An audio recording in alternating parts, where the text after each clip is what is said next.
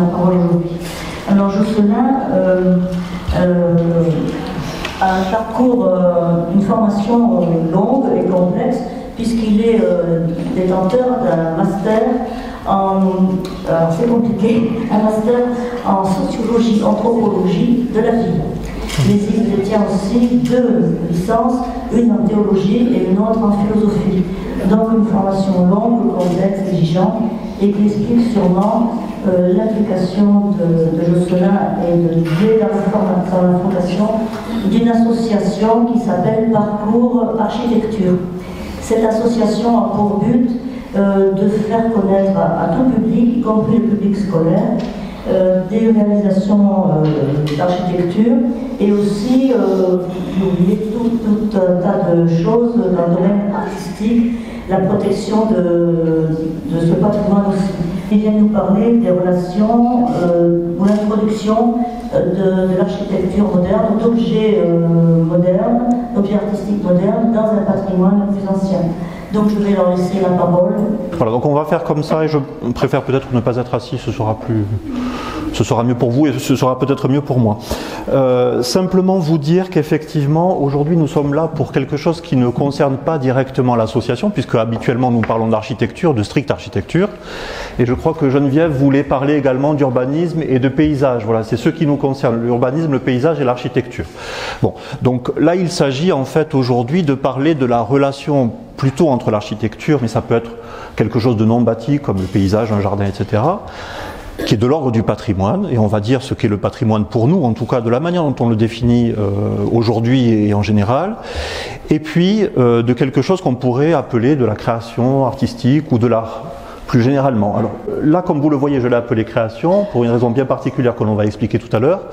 Alors pourquoi parle-t-on d'architecture et d'art? Normalement, il n'y a pas un rapport direct. C'est que, comme certains d'entre vous le savent, on est engagé, l'association Parcours d'Architecture est engagée depuis quelques années dans un projet de restauration de l'atelier de l'architecte Edmond Lé situé à Barbazan-Debat. Il se trouve que cet atelier est en mauvais état, donc on a obtenu des financements, de gros financements après un long travail. Cet atelier appartient toujours à la famille et dans cet atelier nous souhaiterions faire un centre d'art pluridisciplinaire, non pas de l'art tel que vous l'entendez peut-être habituellement, c'est-à-dire de la peinture, de la sculpture, il pourrait y en avoir, mais également d'autres formes d'art, et d'autres formes d'art, on va voir quelles sont-elles. Et donc d'où cette relation entre l'architecture et l'art, c'est que dans ce lieu qui est un lieu d'architecture patrimoniale, on veut inscrire de l'art d'une manière ou d'une autre. Voilà. Enfin, on va voir si ce projet se poursuit ou pas. Et d'ailleurs, on a une réunion demain pour commencer à y voir plus clair sur la poursuite de ce projet un peu complexe. Alors, je ne sais pas si ça s'est... Oui, ça s'est éteint, donc on va peut-être... voilà. Vous voyez? Non, vous ne voyez pas? Ça s'est rallumé derrière moi? Voilà. Hurrah, ça s'est rallumé.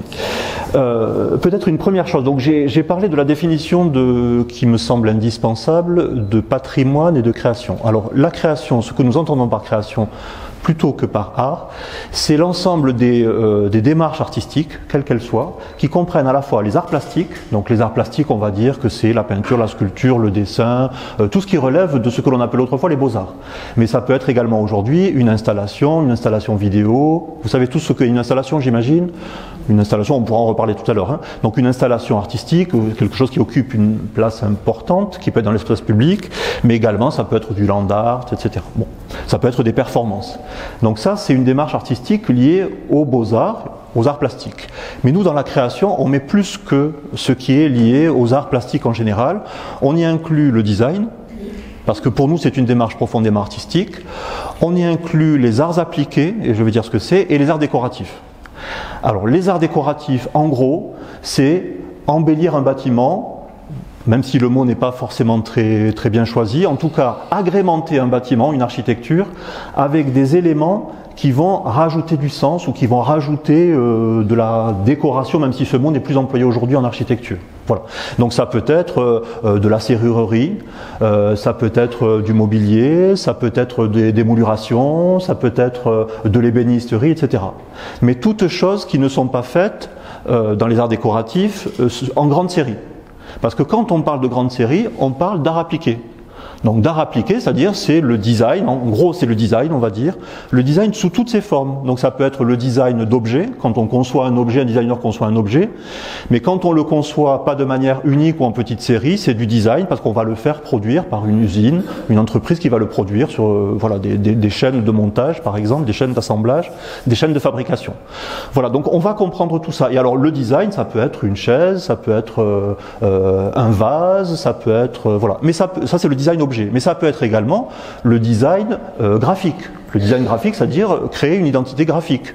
C'est un designer qui le fait. Donc là aussi, ce sont des arts appliqués. Donc voilà, art plastique, art appliqué, art décoratif. Alors on aurait pu également comprendre dans cette intervention les arts, on va dire vivants, même là encore si on peut dépasser, s'il faudrait dépasser cette dimension de vivant, pas vivant, mais enfin bon, ce qu'on appelle en général les arts vivants, peut-être les spectacles, le théâtre, l'opéra, la musique, etc. On pourra voir que c'est aussi, ça peut être considéré comme une création dans le patrimoine, mais c'est quand même un autre domaine et c'est beaucoup plus large. Et puis pour ce qui est du patrimoine à présent, eh bien le patrimoine, nous l'entendons peut-être de manière moins attendue que certaines personnes. C'est-à-dire pour nous le patrimoine déjà ce n'est pas forcément uniquement ce qui est reconnu comme du patrimoine. Donc ça c'est important pour nous, c'est-à-dire le patrimoine, c'est ce qui peut devenir patrimoine. C'est-à-dire il n'y a pas de systématicité bien entendu, c'est-à-dire tout ne deviendra pas patrimoine. Je ne peux pas vous dire aujourd'hui si ce bâtiment deviendra du patrimoine. Pour moi non. Mais peut-être pour une autre personne, oui. Et on peut en discuter, mais c'est le temps qui nous donnera raison.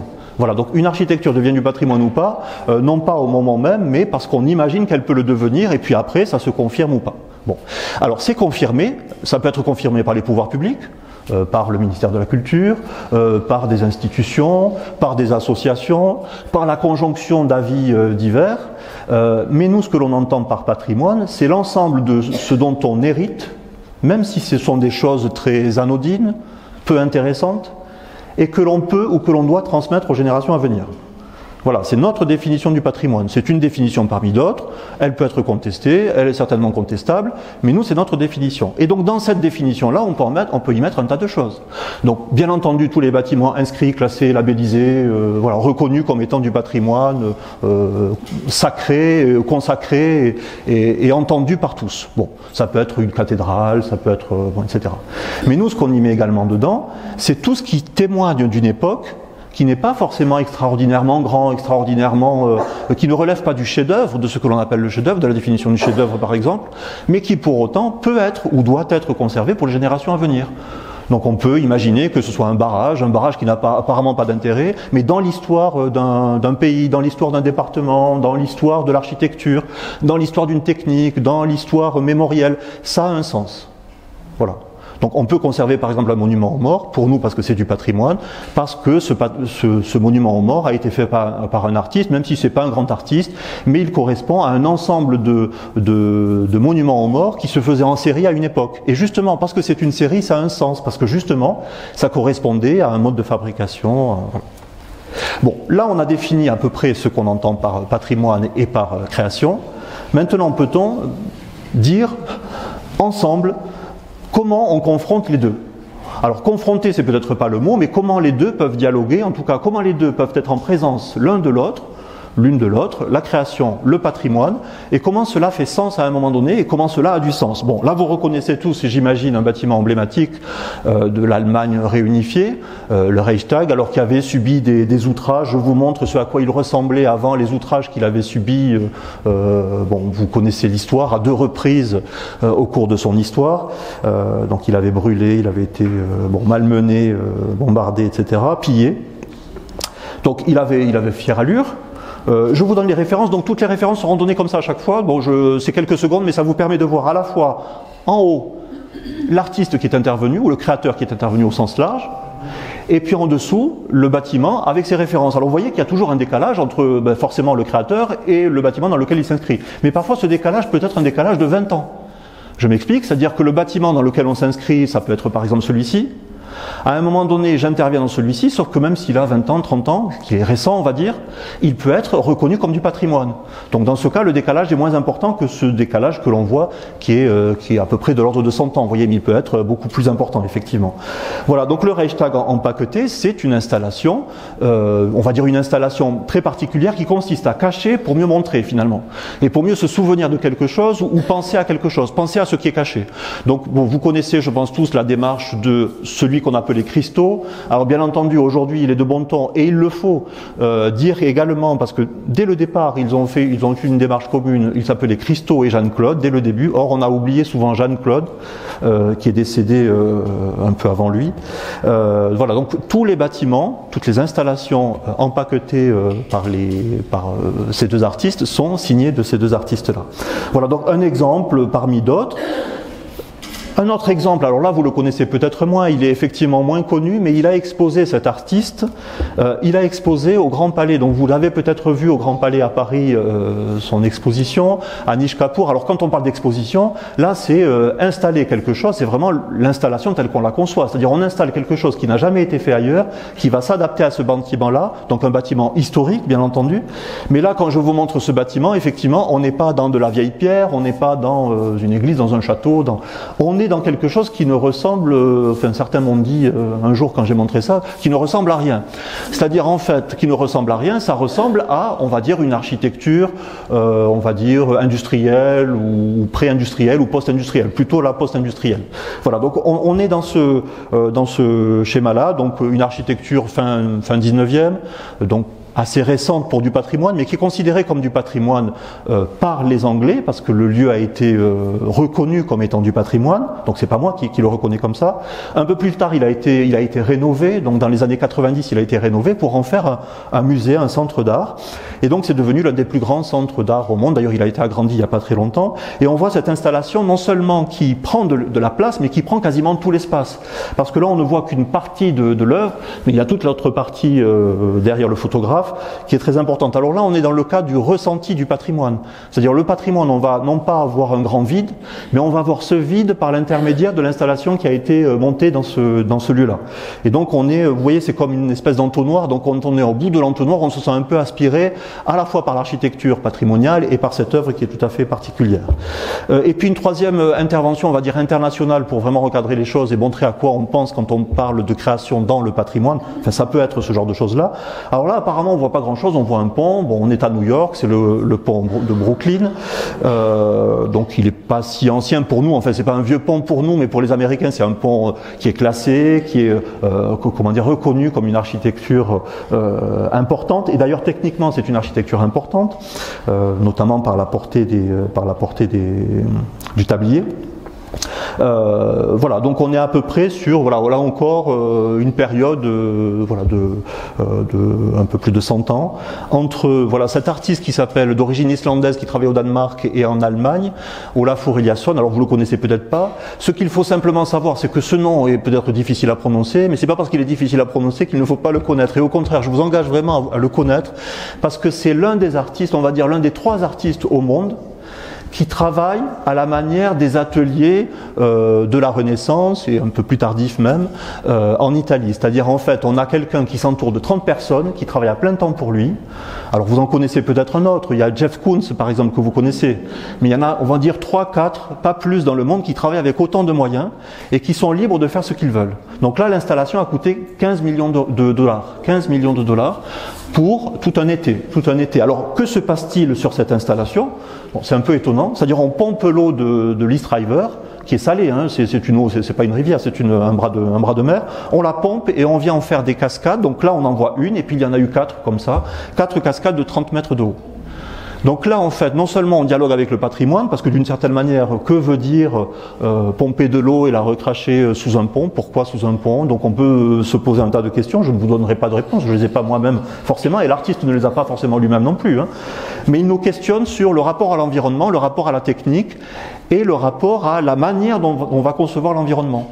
Alors là, effectivement, on peut se penser que ce n'est pas écologique, et aujourd'hui, je pense que ça ne se ferait plus de cette manière-là, parce que pomper, je crois que c'est 130 mètres cubes par heure pour chaque fontaine, et la recracher un peu bêtement, on va dire, c'est-à-dire en roue libre, comme ça, en circuit fermé, c'est un peu, voilà. Mais lui, voilà, propose cette intervention pour évoquer le rapport à la fois au patrimoine, à ce pont-là, et à l'environnement, cet environnement qui est à la fois marin, urbain et aquatique. Et puis, alors bien entendu, alors si on arrive en France, on arrive à la grande histoire, la grande affaire, la grande polémique qui s'est tue, enfin bon, je pense qu'elle s'est tue depuis longtemps, mais qui a endiablé, envenimé tous les contestataires possibles, y compris les contestataires en place dans le monde de la culture. C'est-à-dire des commissaires d'exposition, des galeristes, des fonctionnaires, voilà. Donc y compris des gens, des sachants, qui ne comprenaient pas comment on pouvait faire cela.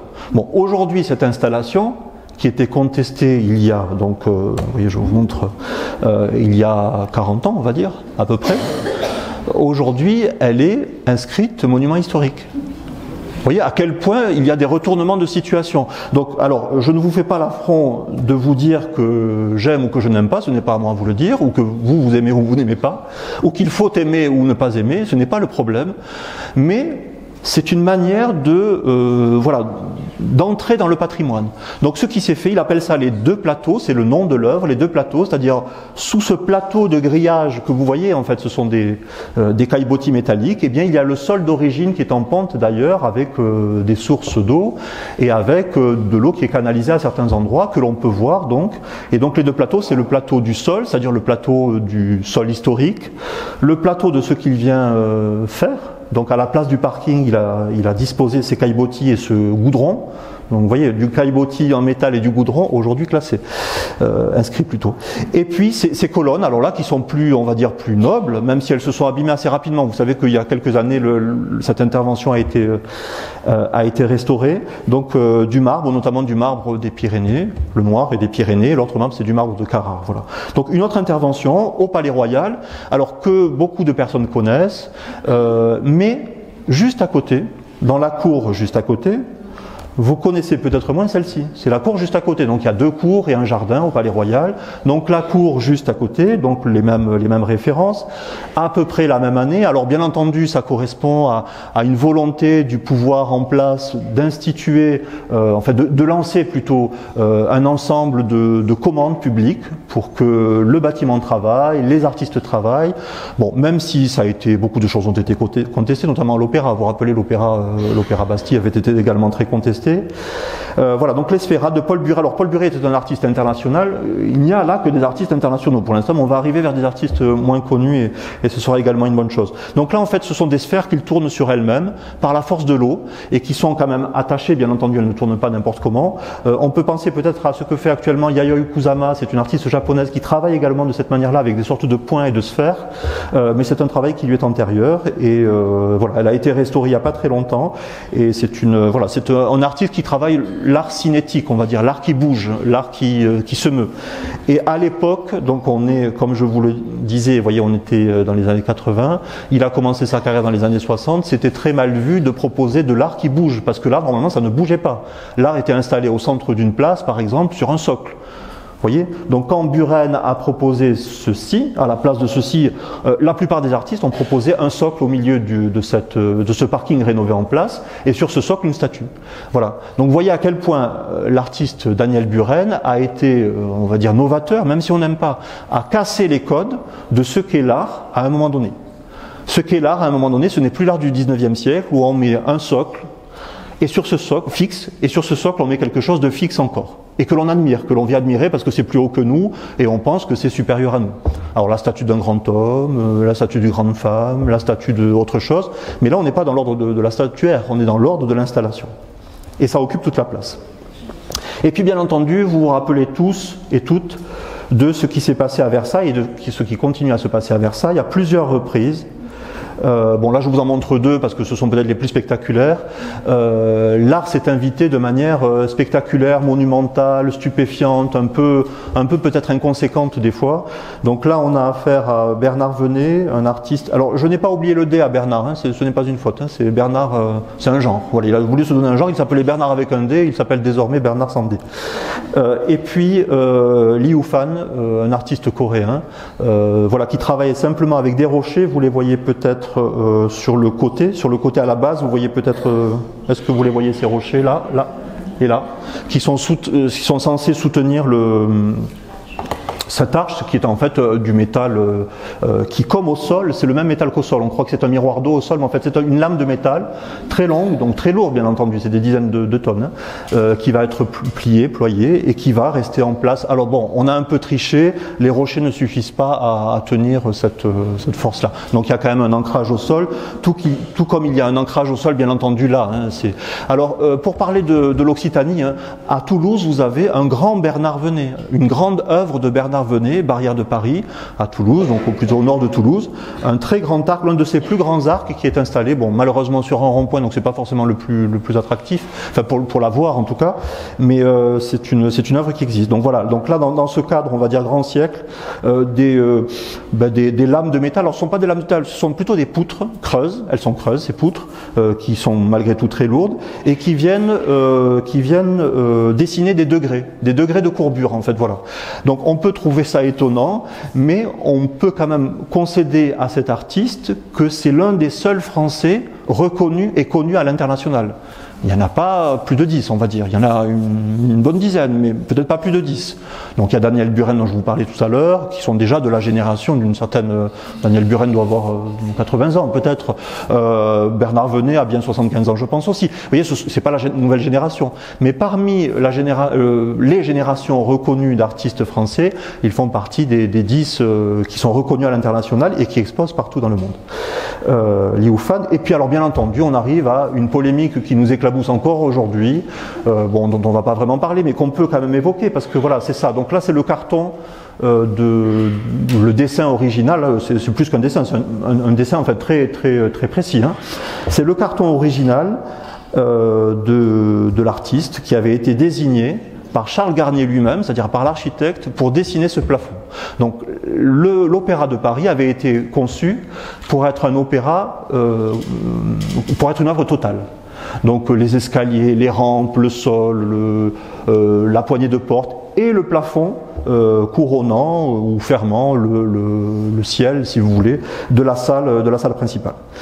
Il se trouve que ce plafond a été, en 1964, je crois si je me trompe, enfin dans les années, oui c'est ça, a été recouvert par... Donc cette œuvre est classée. Bon, elle a été recouverte. Donc elle existe toujours. Elle existe, elle est en bon état d'ailleurs. Elle a été recouverte par un plafond qui aujourd'hui lui-même est reconnu comme du patrimoine. Alors les deux sont reconnus comme du patrimoine. Donc que garde-t-on ? Alors le plafond de Chagall, c'est un plafond en morceaux, hein. Vous comprenez bien qu'on ne monte pas un plafond comme ça, c'est une toile. Donc là on est un peu entre les arts plastiques et les arts décoratifs. Je vous disais tout à l'heure les arts plastiques, donc là c'est de la peinture, mais les arts décoratifs, là c'est un plafond. Donc un plafond c'est plutôt les arts décoratifs, c'est-à-dire c'est de la décoration, c'est de l'agrément. Donc on est ici dans de la peinture qui va agrémenter un lieu, sauf qu'on va l'agrémenter au détriment d'une autre œuvre. Voilà. Alors c'est un problème aujourd'hui parce que les ministres de la culture successifs, parce que ce problème existe depuis longtemps, on en parle aujourd'hui, mais ce problème existe depuis longtemps, on est conscient depuis longtemps, ne savent pas quoi faire. Si on démonte un plafond, il faut bien l'entreposer quelque part ou l'exposer, en morceaux ou pas en morceaux, on ne peut pas l'exposer en entier, c'est difficile, ça fait plus de 20 mètres de large, enfin de diamètre, pardon. Voilà, donc c'est un peu difficile. Que fait-on de tout ça ? Voilà. Donc le patrimoine, au risque de la modernité ou de la contemporanéité. Donc là je parle de quelque chose de très contemporain. Alors je me tourne peut-être vers des historiens. Nous à Parcours d'Architecture, on n'emploie pas les termes pour le grand public, on n'emploie pas le terme contemporain et moderne, bien entendu de la même manière que la périodisation historique, parce que sinon on n'y reviendrait pas. Bon, contemporain pour nous, on va dire que c'est, on va dire les 30 dernières années, et si on peut aller au-delà, c'est bien. C'est-à-dire on va dire l'après-guerre en gros, voilà, l'après-guerre, parce que ça permet d'être large quand on parle d'art contemporain. Et quand on parle d'art contemporain en général, on dit qu'avant il y a eu une période qui est pas celle des historiens de l'art, qui est l'art moderne, qui est né, on va dire, à la fin du 19e, début du 20e siècle, avec des révolutions en matière de technique, en matière de considération de l'art. Ça peut être les impressionnistes, mais il y a eu d'autres révolutions, bien entendu. Et donc, voilà, aujourd'hui on parle plutôt de l'après-guerre, mais ça pourrait être les années 20, 30. Donc là, on est en 1964, c'est une décision du ministre d'alors, André Malraux. Et puis on arrive à quelque chose qui là aussi a subi les outrages du temps. 4 pièces de décoration, d'ameublement avaient été réalisées pour le palais de l'Élysée, à la demande du président Pompidou, enfin plutôt à la demande de son épouse, parce que le président Pompidou n'avait pas forcément toujours l'esprit à ameubler peut-être son intérieur, et puis il n'avait peut-être pas cette culture qu'avait son épouse, notamment des artistes de son temps. Donc son épouse l'a convaincu qu'il y serait bon de faire, donc bien avant François Mitterrand, vous voyez on parle toujours de François Mitterrand, bon très bien, mais bien avant, et avant encore, il y a eu des initiatives qui sollicitaient les artistes d'une manière ou d'une autre. Alors pas forcément avec un concours, ça pouvait être une demande comme ça, à la manière des mécènes d'autrefois, vous voyez, enfin, mais là c'est l'argent de l'État. Mais aujourd'hui ça ne se fait plus, aujourd'hui il y a des concours qui ne sont pas des concours truqués, mais on fait semblant de faire un concours en tout cas. Là on ne faisait pas semblant, hein, là on demandait à quelqu'un et puis c'était fini. Voilà, incontestable. Alors là vous voyez qu'il y a à la fois, c'est une œuvre d'art total, donc il y a du mobilier, donc là c'est la salle à manger. Alors vous voyez à quel point on est projeté dans l'avenir, sachant qu'on est au début des années 70, on est projeté dans l'avenir. Alors il y a un plafond qui est fait de billes de verre et de baguettes de verre. Tout est resté là à l'Élysée et cette salle à manger se trouve encore à l'Élysée telle qu'elle. Mais les 3 autres éléments, donc il y avait un fumoir, je ne l'ai peut-être pas marqué, non. Il y avait un fumoir, il y avait une bibliothèque et il y avait un salon. Les 3 ont été démontés. Alors ils sont au musée des arts décoratifs, donc ils ont été conservés. Mais vous voyez, on n'a plus voulu de cette œuvre qui était une œuvre contemporaine, trop contemporaine. Alors qu'elle a été enlevée bien après Pompidou, enfin, bien après le mandat de Pompidou. Donc en fait, on a voulu comprendre que ce n'était plus du patrimoine. Or aujourd'hui, elles sont au musée des arts décoratifs de Paris, donc elles sont considérées comme du patrimoine. Mais à leur époque de création, bien entendu, c'était surtout pas du patrimoine, c'était une œuvre presque contestataire. Donc vous voyez des sièges, une table, et puis il peut y avoir la toile que vous voyez au fond n'est pas de Pierre Paulin, hein, n'est pas du même designer. Pierre Paulin est un designer, il est reconnu notamment pour la Ray-Bon Chair, c'est une chaise tout en courbe, voilà, recouverte de tissu, et vous le verrez souvent, et puis on voit dans certains films, on peut voir certains des meubles de Pierre Paulin qui sont vraiment des meubles de son temps et même en avance de son temps. Sur son temps, pardon. Alors, je vous montre la référence d'abord. Donc, dans l'église, on a fait appel, donc il y a peu de temps, vous voyez, on a fait appel à... alors là, il y a eu un concours, un vrai concours. On a fait appel à un des designers français qui comptait à l'époque, mais qui était encore un peu jeune. Il avait, donc il y a une dizaine d'années, on va dire qu'il avait 35 ans. C'est jeune pour un designer, pour un architecte, même si c'est plutôt jeune en vrai. Mais bon, Mathieu Elohaneur, à 35 ans, a été lancé, ça a un peu lancé sa carrière. Et donc, il a réalisé ce qu'on pourrait appeler du mobilier liturgique. Sauf qu'on lui a demandé du mobilier liturgique. On lui a demandé un ambon, un pupitre, un autel, des choses séparées, vous voyez, comme ça, une croix, bon, ce que l'on demande habituellement, éventuellement un chemin de procession.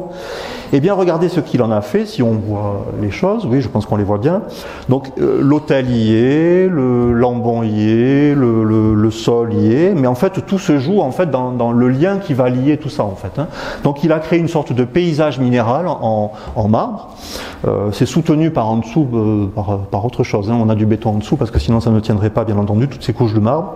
Et puis on a cette architecture qui a, voilà, il y a, on va dire, il y a presque, il y a 800 ans de décalage entre le patrimoine dans lequel on s'inscrit et ces éléments principalement de marbre. Alors ce que l'on ne voit pas ici, c'est que la cuve baptismale, parce que c'était dans le programme, la cuve baptismale se trouve dans le sol, dans le sol qui est creusé, si vous voulez. Mais vu qu'il faut monter, voilà, il a aménagé une cuve baptismale, donc le prêtre doit s'agenouiller pour baptiser les enfants, voilà, les jeunes enfants.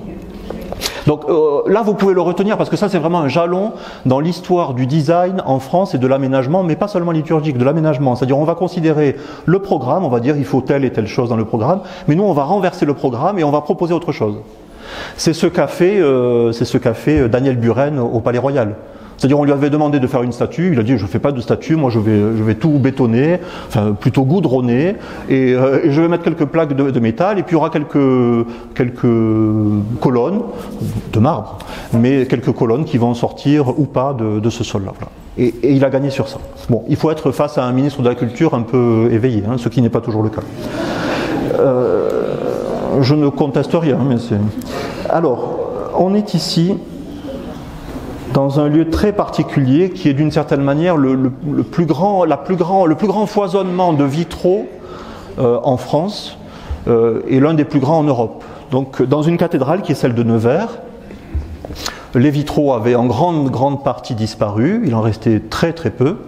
Et parmi ces vitraux disparus, enfin, lorsque ces vitraux ont été, on a reconnu qu'il fallait bien les remplacer à un moment donné, non pas que ce soit pas étanche, mais que ça n'avait pas de sens de laisser dans ce chef-d'œuvre architectural là, de laisser des vitraux, ce qu'on appelle blancs, alors soit qu'ils sont opaques, soit qu'ils sont transparents, de simples vitres en fait. On va demander à des artistes. Alors le premier a été choisi. Et les autres ont candidaté. Donc voilà un vitraux du 19e, un des vitraux qui restait. Bon, ce sont de beaux vitraux au niveau de la facture, c'est-à-dire qu'ils sont bien fabriqués, l'atelier qui les a fabriqués a bien travaillé, mais il n'y a rien de très... enfin, c'est très consensuel, on va dire, c'est très convenu. Et ça correspond au goût de la fin du 19e siècle. Voilà. Bon. Donc ils sont historiés, il y a des personnages, bon, très bien. Et puis on a ceci, donc plusieurs artistes. Alors, vous les voyez... Là, peut-être un peu mieux, si je vous les montre. Alors, donc vous voyez que l'un de ceux qui a remporté le concours a eu la main heureuse parce qu'il a fait beaucoup plus de vitraux que les autres. Hein. Vous voyez, Jean-Michel Alberola a été gâté pour... voilà, a fait beaucoup plus de vitraux que les autres, mais bon, c'était le programme. Gottfried Honegger, de vitraux. Et puis après Claude Viala, alors que vous connaissez peut-être, hein, Claude Viala, sans doute, que vous connaissez sans doute, c'est le peintre des haricots. Certains le qualifient comme ça, c'est pas très... Donc François Rouen, Raoul Hubac, donc ça c'est le vitrail le plus ancien. Raoul Hubac est un grand sculpteur français, reconnu aujourd'hui encore. Et voilà les fameux haricots dont je vous parlais, ces sortes de formes informes qu'il a reproduites telles les rayures de Buren de manière répétitive, répétée durant toute sa carrière et qui a fait sa renommée. Voilà, un des grands artistes français reconnu encore aujourd'hui à l'international. Voilà, vous avez toutes les références ici. Et donc, je note les noms des ateliers parce que quand on fait un vitrail, l'atelier est quand même plus qu'important. C'est-à-dire, on ne peut pas se passer d'un vitrail. Et tout à l'heure, on parlera de Soulages. Vous allez voir à quel point Soulages a essayé de trouver un fabricant de verre français, mais qui n'y est pas parvenu, contrairement à ce que l'on dit. C'est-à-dire, ce n'est pas un fabricant de verre français. Il est allemand, celui qui a fabriqué le verre de Conques. Hein. Voilà, donc on le dit pas, on le cache, mais il est allemand. Et puis, alors, pour retrouver un exemple, bon, on va bien entendu donner des exemples régionaux, mais voilà, les stalles de l'église de Simore, qui est une ancienne abbatiale, Simore dans le Gers, rénovée, amputée, modifiée par Viollet-le-Duc, réinventée par Viollet-le-Duc de manière assez savante d'ailleurs, mais malgré tout très lourdement modifiée, a, au XVIe siècle, bénéficié de stalles, donc de sièges, on va dire, dans le chœur, en bois, exceptionnels, historiés, avec des personnages sculptés, en relief, en bas-relief, en haut-relief. Voilà. Alors je vous montre ça pourquoi? Parce que là c'est un peu hors sujet, allez vous me dire. Mais non, parce que ce qui est contemporain à une époque sera ancien à une autre époque. Donc là, quand ça a été construit, l'église avait déjà plusieurs siècles, si vous voulez. Et c'est ce qui va se passer avec Buren. C'est-à-dire les historiens dans 3 ou 4 siècles diront, eh bien, montreront cet exemple des 2 plateaux de Buren comme un exemple contemporain à son époque, mais qui, à l'époque de l'historien parlant, aura 3 ou 4 siècles. Donc ce sera quelque chose d'ancien, de vieux, de passé. Donc on a dans tous les monuments qui ont de longue vie, comme des châteaux, comme des abbayes, comme des églises, communales ou pas, on a des siècles d'histoire. Donc à tous les siècles d'histoire, souvent, peut-être pas à tous les siècles, mais souvent, il y a une création. Donc c'est soit une commande, soit une demande, soit un souhait, soit une illumination qui fait qu'à un moment donné, on demande à l'artiste de l'époque. Alors parfois c'est le moins bon, et ça arrive. On a des retables parfaitement médiocres, Et puis on a des retables qui sont, je ne parle pas des Hautes-Pyrénées, mais en général, par exemple dans les Pyrénées-Orientales, on a des retables très naïfs, parce qu'on a fait appel à l'artiste local qui n'était pas forcément le meilleur maître dans son domaine. Par contre, il y avait des maîtres itinérants qui allaient de pays en pays, on va dire, et qui étaient très bons dans leur domaine. Alors pas forcément réaliste, mais très bon dans les traits, notamment dans la physionomie, dans les mains, dans le visage, dans les expressions, dans les feuillages, etc. Voilà, donc contemporain, pas contemporain. Et puis un autre exemple, bien entendu, à Saint-Cyprien à Toulouse, il y a une église tout à fait intéressante. Alors pour son extérieur, oui, clocher méridional, gothique méridional, bon, intéressante. Mais à l'intérieur, encore plus intéressante parce qu'elle est ornée. Alors je vous donne les références juste avant. Voilà. Donc 12e, 15e siècle. Ce que l'on voit, ce n'est pas le 12e siècle que l'on voit actuellement à l'extérieur. C'est plutôt le 15e siècle. Mais on voit surtout donc un orgue de très belle qualité qui est classé, donc qui était une création contemporaine à son époque, qui est classée aujourd'hui, et puis des fresques de la fin du 19e, c'est très tardif quand même. Bon là je vous les montre pas parce qu'on n'a pas vraiment le temps, mais donc il y a des fresques qui ne sont pas figuratives comme celles que vous voyez au fond, et puis il y a des fresques figuratives qui sont tout à fait exceptionnelles et qui sont là aussi inscrites monument historique. Donc vous voyez ce qu'au départ on considérait comme une création parmi d'autres et qui était même en dessous de ce que le passé avait pu donner à cette église, et bien aujourd'hui c'est considéré comme, vraiment comme du patrimoine à part entière, et vous pouvez voir donc sur l'ensemble de... Alors l'orgue est très intéressant, mais ce que vous pouvez voir ici, c'est vraiment ce que l'on peut trouver dans beaucoup d'églises du 19e siècle, c'est du mobilier, on va dire, ou de l'ameublement néo-gothique, c'est-à-dire qui fait référence au gothique, mais qui est du 19e. Voilà, ou légèrement postérieur ou légèrement antérieur. Voilà, et donc ça c'est tout à fait un buffet d'orgue, donc c'est un buffet d'orgue qui est tout à fait intéressant. Et puis alors on passe sur des choses très on va dire contemporaines. Alors là pour le coup, donc on n'est pas là pour dire on aime pas, hein, mais c'est quelque chose de tout à fait intéressant à Montpellier. Une sorte de festival qui s'appelle Architecture Vive, au pluriel, qui œuvre depuis, alors je ne sais pas, il y a peut-être une dizaine d'années maintenant, un peu moins peut-être, 8-9 ans, et qui expose dans des cours d'hôtel des micro-architectures, on va dire, voilà, des micro-architectures. Alors c'est souvent fait par des architectes. D'ailleurs, c'est dans le cahier des charges, moi je trouve ça un peu dommage, c'est-à-dire on n'ouvre pas au designer, ou alors il faut que le designer soit associé à un architecte, bon c'est un peu dommage. Bon. Et ce sont souvent des étudiants en école d'architecture. Bon, c'est très restrictif, trop restrictif sans doute, mais ça donne des choses intéressantes. Alors cette œuvre-là, on l'a notamment publiée dans, alors je ne sais plus quel est le numéro, hein, c'est dans cette revue qui s'appelle Le Patrimoine, que vous connaissez peut-être, alors qui est très mal distribué ou pas du tout même comment dire, qui est très bien distribué en Occitanie parce que c'est une revue, on va dire occitane sur le patrimoine occitan et la création en Occitanie, mais mal distribué parce que le distributeur n'est pas implanté ici dans les Hautes-Pyrénées. Mais par contre vous pouvez la trouver sur abonnement bien entendu. Et donc nous avons créé une rubrique qui s'appelle Création et patrimoine, donc j'insiste bien sur le mot création et non pas art et patrimoine, où on parle de création sous toutes les formes.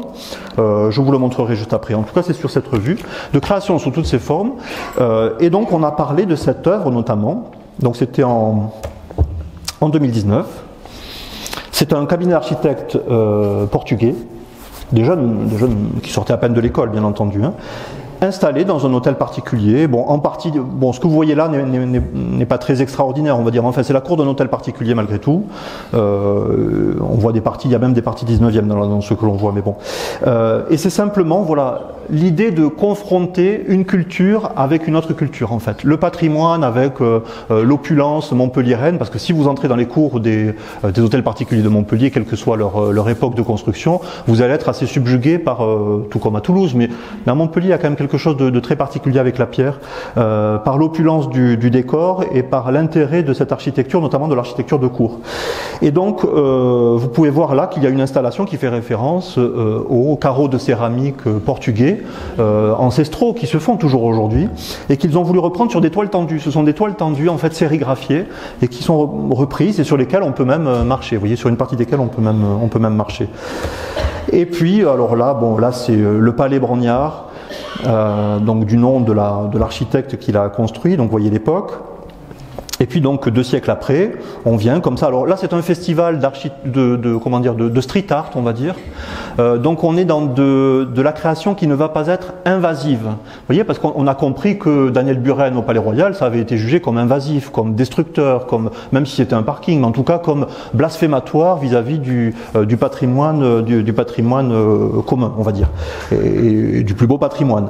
Donc là aussi, on est dans un beau patrimoine néoclassique, mais on va provisoirement, sans abîmer, ou en essayant de ne pas abîmer, on va voir avec Carcassonne juste après que ce n'est pas forcément facile, on vient empaqueter comme ça une partie des colonnes, des fenêtres. Alors là, c'est une jeune femme qui a été sélectionnée, c'était un vrai concours, et c'est une jeune designer qui a été sélectionnée, designer graphique.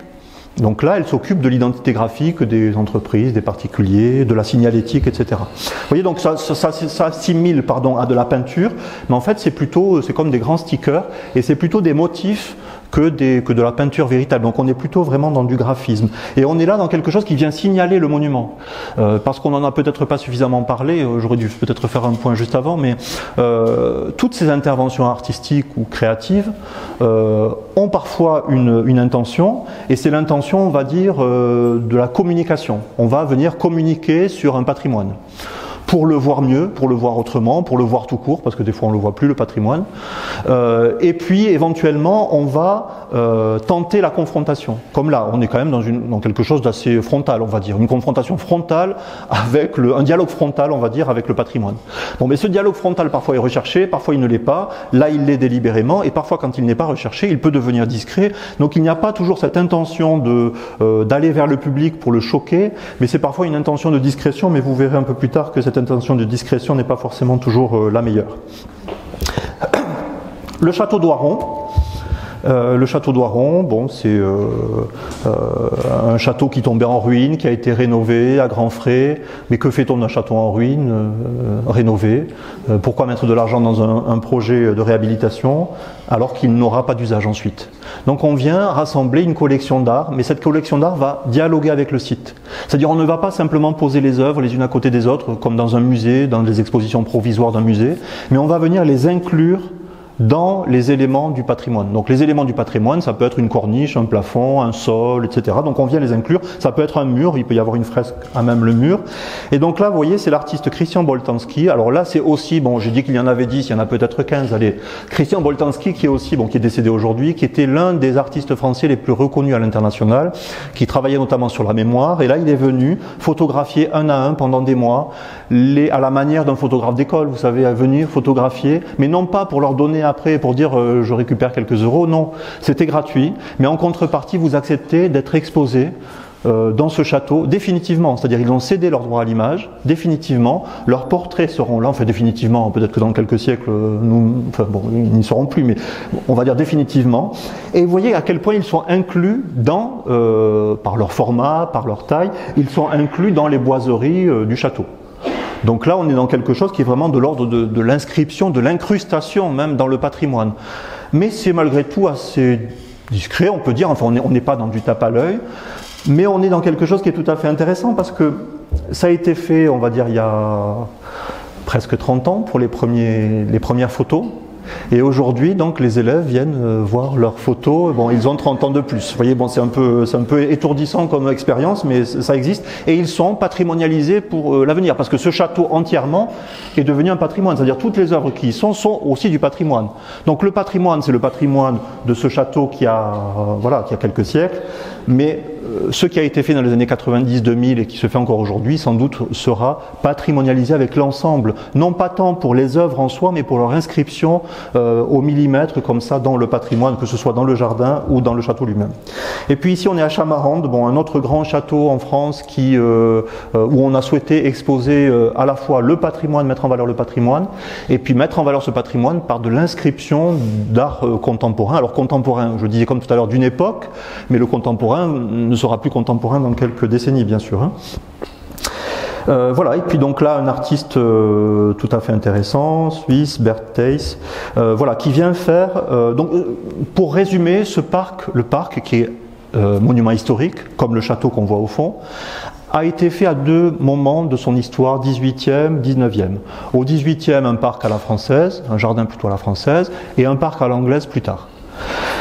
Il se trouve que lui va superposer un nouveau parc. Et ce parc, pour superposer ce parc, il ne va pas tracer des allées, planter des arbres, etc. Non, c'est une exposition temporaire.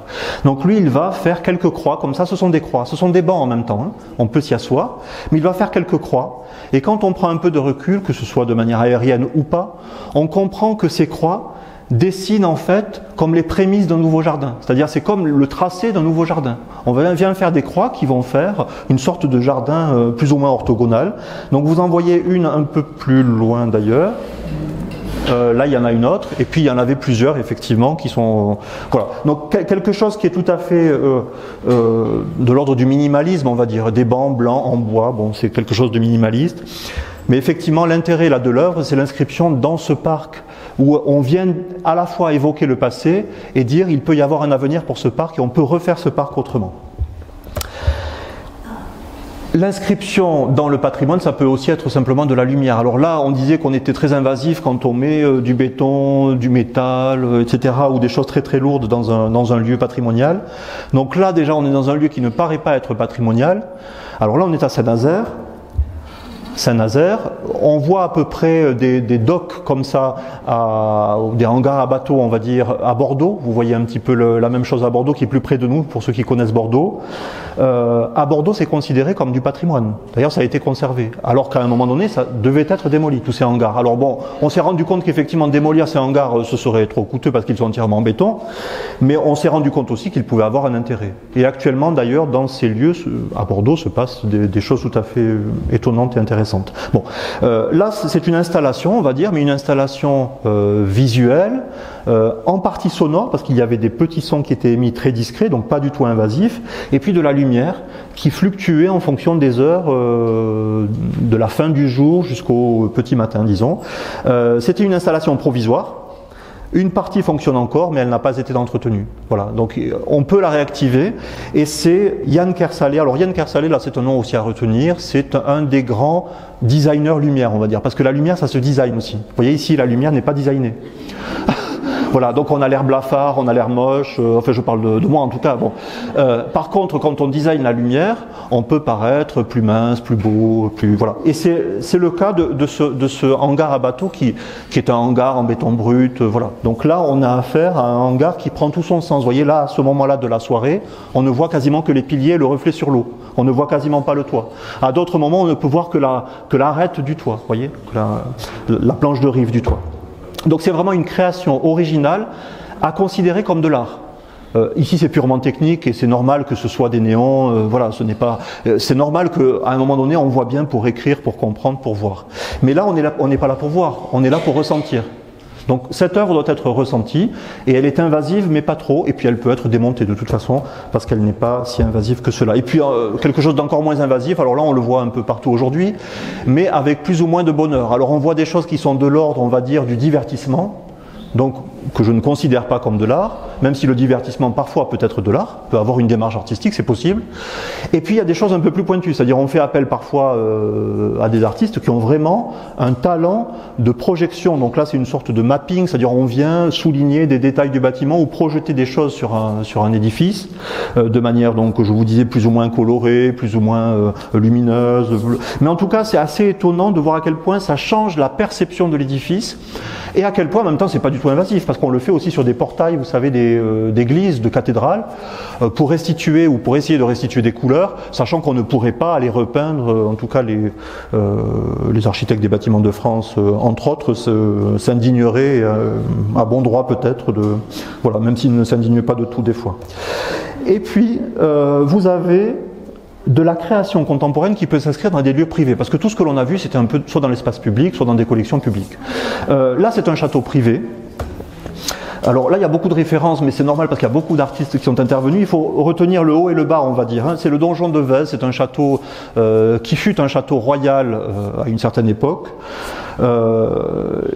qui est tombé en ruine, en grande partie, qui a été reconstruit notamment à la fin du 19e siècle, au 20e siècle, pas toujours très bien, pas toujours de manière très heureuse, mais en tout cas qui est un patrimoine désormais privé, et depuis très longtemps, depuis plus d'un siècle privé.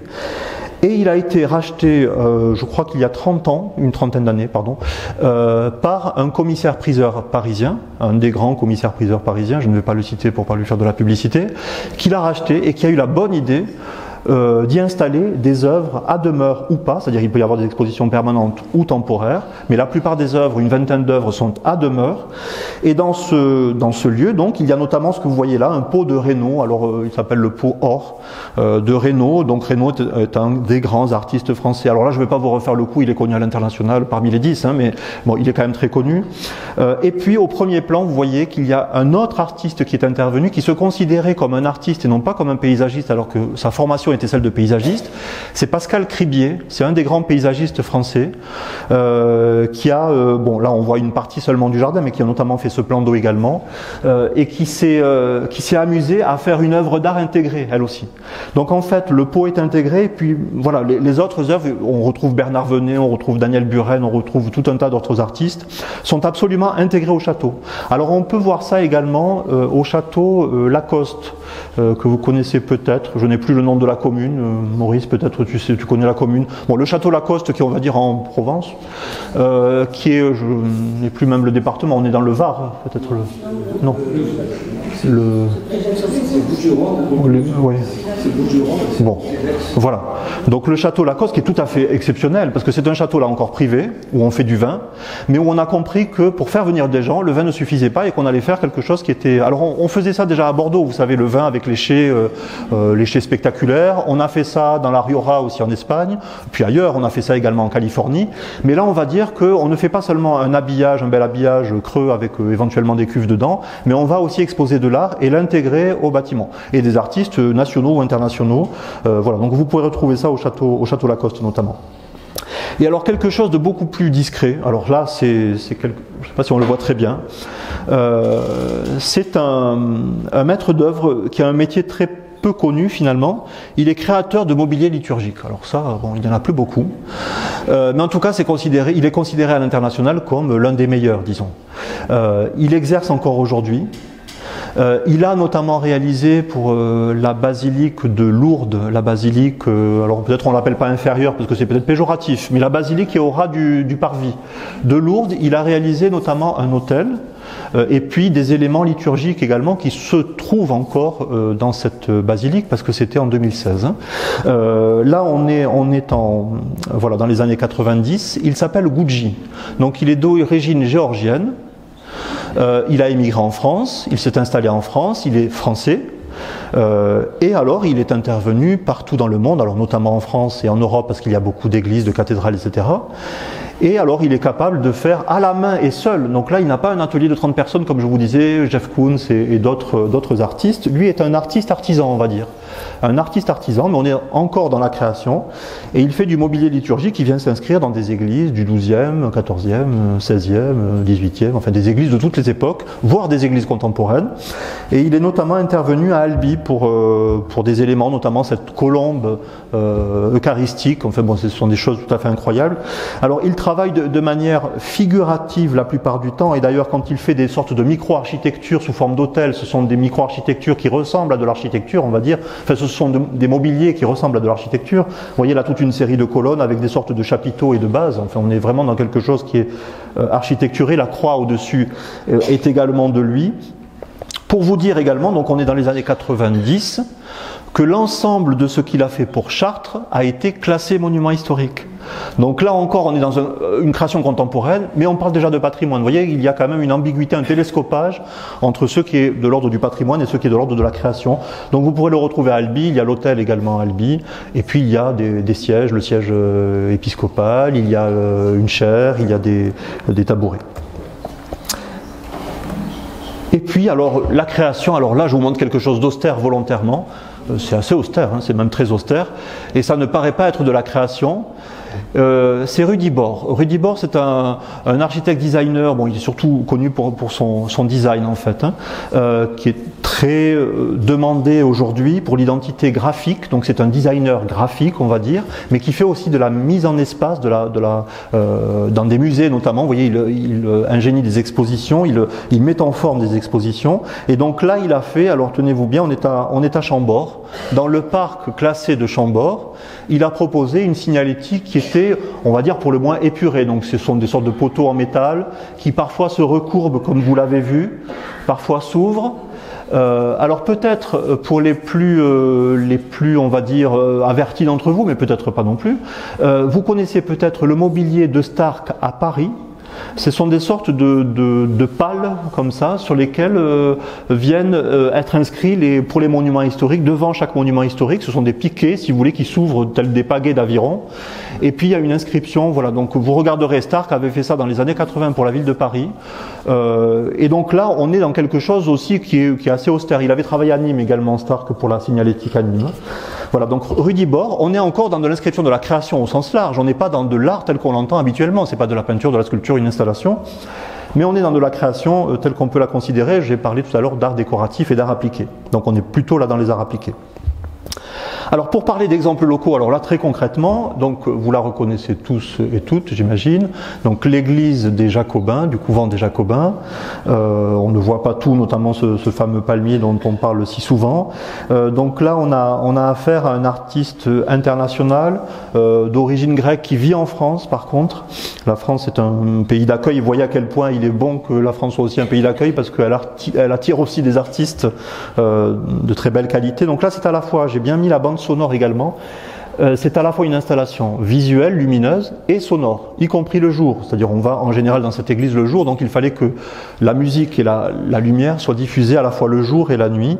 Et c'est le cas ici. Donc c'est une installation qui a été installée pour le printemps de septembre. Le printemps de septembre, c'est une manifestation d'art contemporain à Toulouse qui existe depuis 30 ans, on va dire, qui a commencé à Cahors et qui existe aujourd'hui à Toulouse, qui va s'appeler dès l'année prochaine le Nouveau Printemps d'ailleurs, qui va être dirigé par Nathalie Crassé, la designer Nathalie Crassé, qui reprend l'idée de la mesure toulousaine, de la canne toulousaine, ce qu'on a appelé la canne toulousaine. C'est une unité de mesure propre à Toulouse, qu'on a retrouvée en tout cas à Toulouse.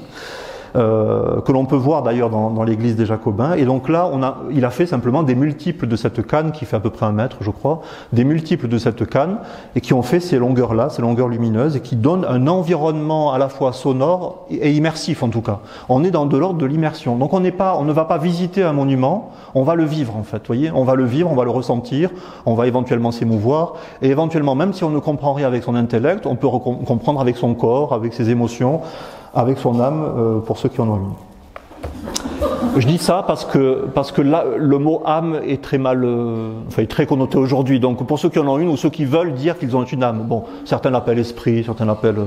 Bon, je suppose que tout le monde en a une, mais aujourd'hui il est de mauvais ton de parler d'âme parce que c'est très connoté, trop connoté. Donc en tout cas, on peut recevoir ceci avec son âme, son esprit, son intellect, éventuellement son corps, parce qu'on est baigné dans cette lumière-là, vous voyez. Donc à quel point c'est très étonnant de ressentir l'œuvre sous cette forme-là. Et puis on peut la ressentir, la recevoir également, alors au couvent l'ancien couvent des Augustins, à Toulouse, qui est un musée depuis longtemps, qui est en transformation d'ailleurs aujourd'hui, en lourde transformation. C'est une installation qui avait été réalisée également pour le printemps de septembre, donc en 2014, il y a presque 10 ans, et qui est toujours visible au musée.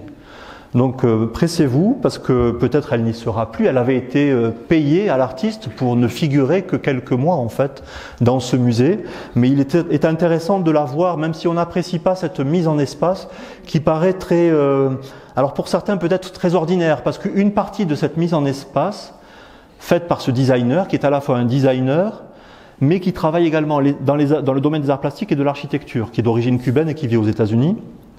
est faite notamment en partie de sortes de lustres, on va dire. Voilà.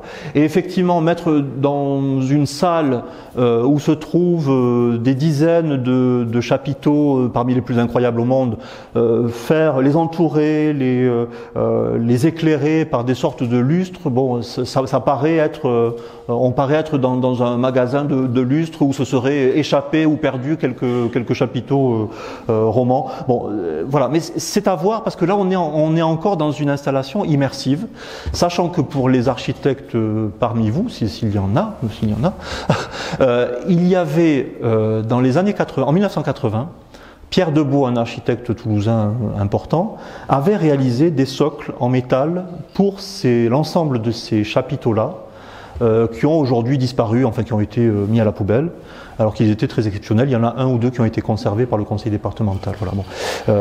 Donc vous voyez à quel point ce qui est contemporain peut partir à la poubelle, et ceci normalement aurait dû partir à la poubelle, mais peut-être va rester ad vitam aeternam, parce que le conservateur et le ministère dira à un moment donné, non mais c'est trop important, on va le conserver comme une œuvre importante, parce que Georges Epardot n'est pas très représenté en France. Donc pourquoi ne pas le conserver comme un dialogue intéressant entre le monument et la création. Alors là, voilà, je vous parlais du caractère invasif de certaines installations. Alors du caractère invasif, non pas forcément pour l'impact visuel, bien entendu, sachant qu'on est dans une installation voilà, qui date de quelques années. Alors là, je n'ai pas porté la photo une fois les stickers retirés, donc ils ont été retirés il y a déjà presque 4 ans. Mais effectivement, en les retirant, on a notamment arraché les lichens et les micro-mousses qui se logeaient sur les murs. Et puis surtout, d'une certaine manière, on les a empêchés de pousser pendant les mois d'installation. Voilà. Bon. Alors, les traces sont encore très visibles. Alors, Felice Varini travaille, donc un artiste italien, travaille et qui vit en France également. Bon, la France est...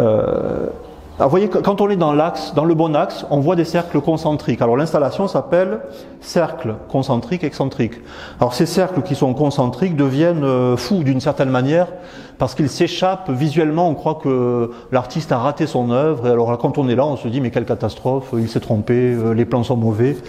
Mais quand on revient dans l'axe, donc dans l'une des portes, dans la porte ouest, je crois que c'est la porte ouest côté vieille ville, on va dire.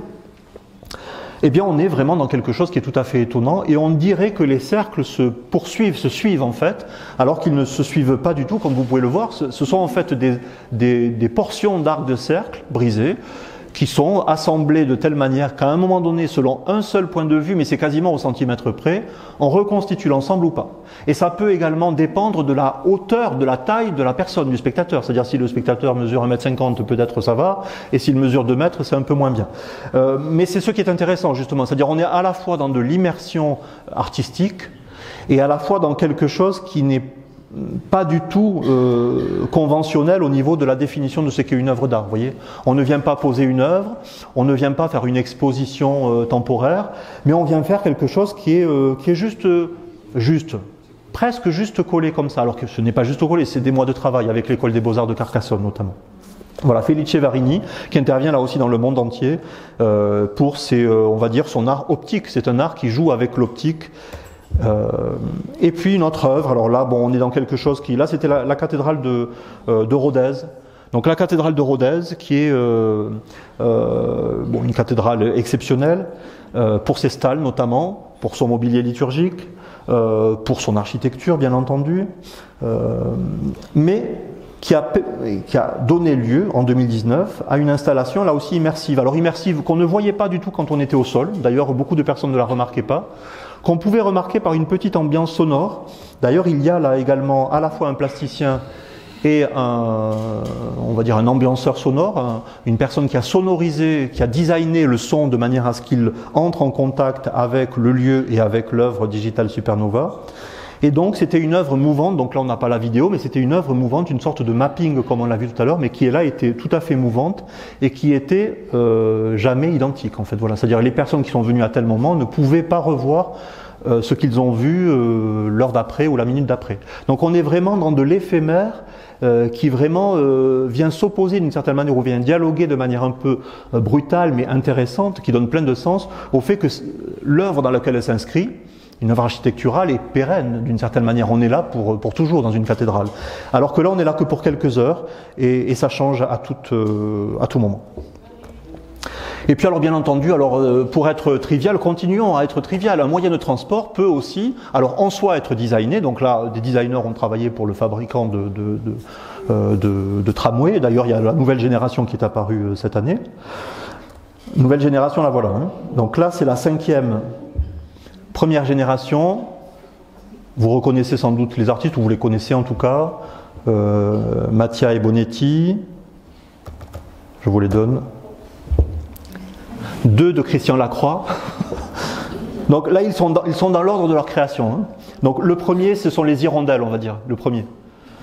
Voilà, donc Mattia et Bonetti. Le deuxième, Mattia seulement, bon, ils se sont séparés, donc c'était à la fois un couple de créateurs et un couple tout court, donc on a affaire à une création seule. Et puis après, les 2 de Christian Lacroix. Donc quand on voit ces sortes de stickers extérieurs, il faut comprendre que l'intérieur est aussi designé, à la fois les formes du mobilier, mais à la fois les couleurs des tissus. Vous savez, il y a souvent des tissus, et puis c'est très contraignant parce qu'il faut que ce soit ininflammable, que ce soit pas tachable, facilement lessivable, etc. Et puis le tout dernier, qui va apparaître en 2025, donc là il a roulé pour la circonstance, mais c'était un prototype. Barthélémy Togo, donc là qui est un artiste, alors je crois qu'il est camerounais, mais il vit beaucoup en France parce qu'il est beaucoup demandé en Europe et notamment en France.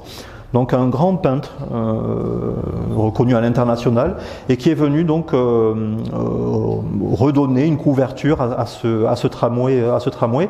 Je dis en passant que le nouveau maire, enfin le maire qui a été élu pour le mandat actuel, a fait annuler le concours qui avait donné la décoration de ce 5e tramway à une artiste, on va dire, de street art qui s'appelait Mystique, qui est décédée entre-temps d'ailleurs, parce qu'il l'a jugé trop contestataire et trop inapproprié dans un espace public. C'est-à-dire il y avait des messages féministes, il y avait c'était peut-être pas... sauf que quand on annule un concours, il faut payer des droits, parce qu'on a été sélectionné, il y a un préjudice à la fois moral et financier, et donc il faut verser des droits. Donc là, on est de l'ordre de 60 000 € pour dédommager... vous voyez, ça a de lourdes conséquences pour une ville. Hein. Donc Barthélémy Togo, qui est un artiste international. Et puis alors on arrive à la contestation ultime, l'œuvre de trop, ou l'œuvre qui en tout cas qui est passée mais qui n'aurait pas dû. Voilà, Pierre Soulages. Donc rapidement parce que je crois que le temps passe, une église romane à Conques donc. Un maître verrier, donc Jean-Dominique Fleury qui est toulousain, donc c'est un maître verrier, donc c'est lui qui l'a aidé à mettre au point non pas le verre, mais l'assemblage des verres. Et certains verres au départ, mais il n'a pas été satisfait par ce que Jean-Dominique Fleury lui a proposé. Donc Soulages est allé voir un peu partout en Europe, et puis il est tombé sur une usine de fabrication de verre Sécurite en Allemagne, et il a dit, mais voilà, c'est ça, le verre Sécurite, il a vu du verre Sécurite cassé, et il a dit, voilà, mais avec ces petites billes de verre cassé, on peut peut-être faire quelque chose. Donc le maître verrier n'est pas en Allemagne, il est en France, mais le fabricant du verre est donc en Allemagne, et donc il voulait un verre qui puisse ressembler éventuellement à de l'albâtre, mais ne pas avoir une texture et une teinte uniforme, mais une teinte qui puisse varier en fonction de l'heure du jour et éventuellement de la nuit, à l'intérieur et à l'extérieur du regardeur qui va prendre connaissance de cette œuvre-là, et puis en fonction des vitraux et des baies dont il s'agit. Alors vous voyez que quand on parle de Soulages, bon maintenant on connaît beaucoup Soulages, quand il a commencé à travailler pour ces vitraux-là, vous voyez il y a quasiment 40 ans, il était assez peu connu, alors il était très très connu déjà dans tous les milieux informés bien entendu, mais assez peu connu dans les milieux, on va dire grand public, et très contesté malgré tout, parce que quand on voyait du noir, on se disait mais celui-là il se moque de nous, à la manière d'autres peintres ou artistes, voilà, une roue de bicyclette, un urinoir posé sur un socle, un tableau noir sur fond blanc, enfin bon, ou un tableau blanc sur fond noir, bon, il se moque de nous, ce monsieur qui avait déjà bien 70 ans, il se moque de nous, il est facétieux, il est farceur, donc il va assombrir l'église en faisant des vitraux noirs. Or, il a adopté la posture inverse, et cette posture inverse, il l'a trouvée en procédant autrement. Quand on fait des vitraux, normalement, on fait des dessins. Là, il a dit, on ne va pas dessiner, on a un scotch, on va utiliser du scotch blanc, ça n'a pas marché, sur fond noir, donc, et on va utiliser du scotch noir sur fond blanc, et là ça a marché, parce que forcément la plus grande partie, la plus grande surface était blanche, donc vous pouvez laisser rentrer la lumière, et le noir pouvait à la fois la maintenir et la fixer, et puis lui donner comment dire, à la fois de la consistance et du mouvement, bien entendu. Alors, si vous connaissez l'œuvre de Soulages, vous voyez qu'on peut retrouver, ça ce sont ses œuvres parmi les dernières, hein, on n'est pas dans l'œuvre des années 50-60, mais on est dans un geste qui reprend alors des traits qui vont dans des sens et dans d'autres, et qui captent la lumière, vous connaissez bien ça, bien sûr, mais qui captent la lumière, donc le tableau est noir, mais ces grands traits, eh bien on les retrouve ici. Alors là, ils sont légèrement courbes, pas toujours, mais ils sont légèrement courbes ou déformés, et donc c'est par ce jeu de scotch noir, simplement. Alors bon, là, tout le monde a crié aussi, le ministère a crié presque à l'escroquerie, mais comment allez-vous faire? Bon, ça, c'était un peu étonnant. Je rappelle quand même que Soulages a eu ce marché, on va dire, parce qu'il était ami avec des historiens de haut vol qui étaient eux-mêmes introduits au ministère. Ça n'aurait pas pu se faire comme ça. Voilà. On ne serait pas allé chercher Soulages spontanément. On aurait pris d'autres artistes, il y en avait sur le marché, de très bons d'ailleurs. Mais là, je crois que ça a été un pari, un bon pari, un pari étonnant en tout cas, un pari qui fait que cette église est rentrée d'une certaine manière dans l'histoire de l'art et que dans le monde entier, elle est connue pour ses vitraux. Plus que pour son patrimoine finalement, plus que pour son aspect architectural patrimonial. Alors des vitraux, vous pouvez en voir partout. Bon, on a parlé de quelques départements, mais vous pouvez en voir partout. Notamment celui-ci, que je vous conseille si vous allez à Perpignan, Shirley Jaffe, une artiste américaine. C'est le seul vitrail en France et l'une des seules œuvres de Shirley Jaffe en France. C'est vraiment, vous voyez, elle travaille un peu à la manière de Matisse, avec les papiers collés, avec des grands aplats de couleurs. C'est une des artistes vraiment phares du mouvement qu'elle a initié en art plastique. Et puis vous avez cathédrale de Cahors, cathédrale de Rodez, bon, on en a parlé tout à l'heure. Vous avez un tas d'autres vitraux possibles à voir. Et puis là, je vous montre rapidement à Nîmes, l'architecte en chef du patrimoine a été chargé de réaliser des portes. Alors vous les voyez peut-être ici. Elles sont à l'intérieur, donc ça forme un sas en fait, hein. Donc ce sont des portes vitrées. Donc des portes vitrées qui auraient pu d'une certaine manière dénaturer le monument, sauf que ces portes vitrées ont été, donc c'est un verre feuilleté très épais. Vous voyez qu'il y a des sortes de cabochons de laiton avec des messages, et puis surtout il y a l'ensemble de ces sortes de pastilles d'or en fait, hein, qui sont incrustées dans le verre et qui en fait symbolisent les pèlerins et les croyants qui se rassemblent pour aller à l'église en fait, voilà, à la messe ou pas à la messe, mais pour aller à l'église, voilà. Donc on est dans quelque chose de tout à fait étonnant, l'inscription dans un patrimoine tout à fait établi, on va dire, une cathédrale qui est monument historique, voilà. Mais on a pris le pari de faire quelque chose de très contemporain avec du verre, vous voyez, enfin avec du verre c'est tout à fait... si vous avez l'occasion à Tournaille, on dit Tournaille, hein. À Tournaille, il y a ce monastère, aide-moi Maurice, un monastère, une abbaye, voilà, de frères, enfin qui a fait appel à des artistes, scénographes, designers de très grande qualité pour refaire une partie du mobilier du chœur et de l'éclairage. Et c'est tout à fait incroyable si vous avez l'occasion d'y aller. D'ailleurs, on peut visiter avec leur autorisation, bien entendu. On peut entrer dans le premier cloître qui n'est pas réservé aux moines, en fait. Et puis, on peut accéder à cette église sur la gauche. Et c'est tout à fait remarquable comme lieu. Dans une architecture qui elle-même date des années 50, qui n'est pas très ancienne, mais que l'on peut déjà considérer comme du patrimoine parce qu'elle est déjà des années 50. Alors la revue dont je vous parlais, vous voyez, donc le patrimoine, donc des numéros anciens, et puis je vous montre la manière dont ça se présente. Donc on a tenu à ce que ça soit sur 2 pages, c'est-à-dire une page où on parle de ce bâtiment d'une certaine manière, donc de la relation entre le patrimoine et l'œuvre dans laquelle ça s'inscrit, le titre création et patrimoine et non pas art et patrimoine, ça c'était hors de question, et puis une photo donc faite par un photographe professionnel qui vient, je vous montre une deuxième rubrique. Donc là, vous pouvez la trouver tous les trimestres, en fait, hein, dans cette revue, dans les premières pages. Donc en fait, alors bon, là je vous montre cet exemple parce qu'on est dans les Hautes-Pyrénées, hein, donc vous reconnaissez l'abbaye de l'Escaladieu. Je vous montre juste avant ce que je vous ai montré. Voilà. Donc là, en fait, bon, c'est tout à fait facétieux pour le photographe a pris cette photo au petit matin quand réellement le balayeur était là pour nettoyer cette œuvre d'art. Donc on peut marcher dessus, vous voyez, on peut marcher dessus. En fait, cette œuvre d'art fait référence aux inondations catastrophiques dans le Gers en 1977. Et donc il y a inscrit sur ces plaques de fonte, donc qui sont quasiment inaltérables, on va dire, des messages bibliques relatifs au déluge. Bon, aujourd'hui peut-être ça ne se ferait pas parce que vous voyez des messages bibliques, c'est peut-être pas très consensuel aujourd'hui. Mais bon, en tout cas, cette œuvre est une œuvre forte, puissante. Vous voyez, on est à peu près il y a 30 ans, et c'est une œuvre qui a fait date dans l'histoire de l'art en France, en tout cas. Et puis bon, je vais vous montrer, voilà, la grande souche de Simon Ogade. Alors cette souche, vous pouvez la voir de près comme ça. Alors bon, de loin, on dirait un arbre, on va dire, qui aurait été abattu, et on dirait un vrai arbre, la vraie souche d'un arbre un peu haute, d'un séquoia ou d'un arbre, d'un grand arbre. Mais en fait, de près, on voit que ce sont des dosses de bois, c'est-à-dire la partie extérieure du bois qu'il est venu récupérer dans des scieries, simplement, et assembler. Alors je vous montre l'assemblage comme ça, vous voyez. Donc vous voyez à peu près la surdimension par rapport à l'abbaye qui est juste à côté. Hein. Donc dans le parc, c'était vraiment une commande qui est toujours là d'ailleurs, normalement elle est toujours en place, je l'ai vu encore il y a quelques mois, qui commence à vieillir, mais c'est intéressant de la voir vieillir également, et dans laquelle on peut se réfugier, parce que c'est comme une architecture, en fait un refuge comme ça dans lequel on vient se réfugier, avec, vous voyez, des sortes de prolongations qui sont comme des racines en fait. Voilà.